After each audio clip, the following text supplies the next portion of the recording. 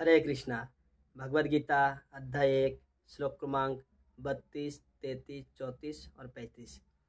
तो भक्तों, आज हम एक साथ 4 श्लोक को पढ़ेंगे।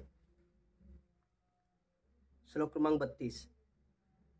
किं नो राज्येन गोविंदो किं भोगैर्जीवितेन वा येषामर्थे काङ्क्षितं नो राज्यं भोगा सुखानि च ता इमे अवस्थिता युद्धे प्राणम सत्यक्तव धनानि च। श्लोक क्रमांक 33। आचर्या पितर पुत्रास्तथैव च पितामहा मातुलः श्वशुरः पुत्रा श्वाला संबंधिनस्तथा। श्लोक क्रमांक 34। एतन्न हन्तुमिच्छामि ज्ञात अपि मधुसूदन अपि त्रैलोक्य राज्यस्य हेतो किं नु महि कृते। श्लोक क्रमांक 35। नियत धर्त राष्ट्र न का प्रीति स जनार्दन। तो यहाँ पे भगवद गीता यथारूप में एक साथ 4 श्लोक दिया हुआ है। तो अभी हम थोड़ा इनका तात्पर्य पढ़ते हैं। हे गोविंद, हमें राज्य सुख अथवा इस जीवन से क्या लाभ, क्योंकि जिन सारे लोगों के लिए हम उन्हें चाहते हैं वे ही इस युद्ध भूमि में खड़े हैं। यहाँ पे सबसे पहले अर्जुन ने भगवान को गोविंद कहा है। गोविंद शब्द का 2 मतलब है। एक तो गो का मतलब होता है गौ माता, जिनको बिंद यानी खुशियाँ प्रदान करती है, उसको गोविंद कहा जाता है। यानी वो कौन है? वो कृष्णा है। जैसे कृष्णा बांसुरी बजा के गौ माताओं का खुशियाँ प्रदान करते हैं, उनको प्रसन्न करते हैं, इसीलिए उनका नाम गोविंद है। दूसरा, गो का मतलब है हमारे इंद्रिया यानी हमारे सेंसेस, और उन्हीं को गोविंद कहा जाता है जो हमारे इंद्रिया को आनंद प्रदान करता है। जैसे हम अपने इंद्रियों से किसी भी प्रकार आनंद को उपभोग करते हैं, जैसे नाकों से सूंघते हैं, कानों से सुनते हैं, जीभा से हम टेस्ट करते हैं, आंखों से देखते हैं, तो हमारा जो इंद्रियों में जो प्रसन्नता फैलती है वो भगवान कृष्ण की कृपा से ही है। तो यहाँ पे अर्जुन भगवान को गोविंद इसीलिए कह रहे हैं कि आप जैसे इंद्रियों को तृप्त करते हैं तो मेरे इंद्रियों को भी आप तृप्त कर दीजिए। एक तरह से भगवान का गुणगान कर रहे हैं कि आप तो इंद्रियों को तृप्त करने वाले हैं, तो मेरा भी अभी इंद्रियों में अभी कंट्रोल नहीं है, मैं भी बहुत कन्फ्यूज हो गया हूँ, तो आप मेरे भी इंद्रियों को तृप्ति प्रदान करें और मुझे बताएं मैं क्या करूँ। तो ये तो हो गया गोविंद का मतलब।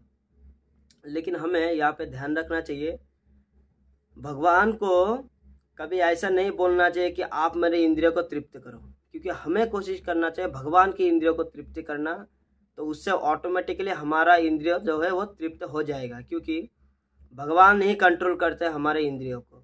यानी हम जिनके द्वारा कंट्रोल है उनको अगर हम खुशियाँ दे देंगे तो ऑटोमेटिक हम भी खुश हो जाएंगे, है ना। तो इसीलिए भगवान को कभी भी ऑर्डर नहीं देना चाहिए कि आप मेरे इंद्रिय को तृप्त करो। हमें भगवान के इंद्रियों को तृप्त करना चाहिए, स्वतः उससे हमारा इंद्रिय जो तृप्त हो जाएगा। दूसरी बात यहाँ पे कह रहे हैं अर्जुन कि जो लोगों के लिए मैं लड़ूंगा वही लोग तो मेरे खिलाफ लड़ रहे हैं। यानी मान लीजिए अगर मैं कुछ भी करता हूँ देश के लिए, अगर मैं कुछ करना चाहता हूँ, अगर मेरा तो कोई देश ही नहीं तो मैं किसके लिए करूँगा? मैं तो शो ऑफ करूँगा ना, कुछ करके कुछ हासिल करके शो ऑफ जो करूँगा, लेकिन उस शो ऑफ को देखने के लिए कोई अगर नहीं बचेगा तो फिर मैं किस लिए करूँगा, है ना। तो इसीलिए यहाँ पे अर्जुन कह रहे हैं कि अगर वो राजा जो भी प्रजा है वो लोग बचेंगे ही तो फिर राज्य जो शासन में किस पे करूँगा? अगर पब्लिक ही नहीं रहेगा तो पुलिस रूल किसको करेगा, किसी को कानून सिखाएगा? यहाँ पे अर्जुन यही बोल रहे कि जो लोगों के पे मैं राज करूंगा वही लोग अगर खत्म हो जाएंगे तो फिर मैं किन पे राज करूंगा। दूसरा, अर्जुन कह रहे, हे मधुसूदन, जब गुरुजन, पितृगण, पुत्रगण, पितामह, मामा, ससुर, पौत्रगण, साले तथा अन्य सारे संबंधी अपना अपना धन एवं प्राण देने के लिए तत्पर है और मेरे समक्ष खड़े हैं, तो फिर मैं इन सबको क्यों मारना चाहूँगा। यहाँ पे अर्जुन ने भगवान को मधुसूदन कहा है। मधुसूदन यानी जो मधु नामक डीमन यानी राक्षस को मारा है उनका नाम मधुसूदन है। तो अर्जुन यहाँ पे भगवान को एक क्वालिटी उनका और याद दिला रहे हैं, क्योंकि भगवान अर्जुन कहना चाह रहे हैं कि मेरे जो इंद्रिय है उस पर भी अभी एक कंफ्यूज नामक यानी बहुत ही एक तरीके से असमंजस्य हो गया, मतलब अर्जुन को क्या करे क्या ना करे, है ना, ऐसा सिचुएशन हो गया। तो वो भी राक्षस की तरह मुझे ग्रसित करते जा रहा है। तो आप जो ये कन्फ्यूजन को दूर करिए, क्योंकि आप मधु नामक राक्षस को आप मार दिए, तो आप ये राक्षस तो मेरा मन में जो अभी उत्पन्न हुआ इनडिसिसिव यानी मैं डिसीजन नहीं ले पा रहा हूँ क्या करूँ क्या ना करूँ, ये जो कन्फ्यूजन नामक जो राक्षस है उसको आप ख़त्म कर दीजिए। और दूसरे सारे रिश्तेदारों का नाम बता रहे कि लड़के, चाचा, ताऊ, मामा, साला, ससुर सब यहाँ पे आए हुए हैं, तो इनको भी मार के हमें क्या लाभ मिले। इसके बाद कह रहे, हे जीवों के पालक, मैं इन सबों से लड़ने को तैयार नहीं, भले ही बदले में मुझे तीनों लोग क्यों न मिलते हो। इस पृथ्वी की तो बात ही छोड़ दे, भला धृतराष्ट्र के पुत्रों को मारकर हमें कौन सी प्रसन्नता मिलेगी। यहाँ पे अर्जुन फिर भगवान को जीवों के पालक कह रहे हैं।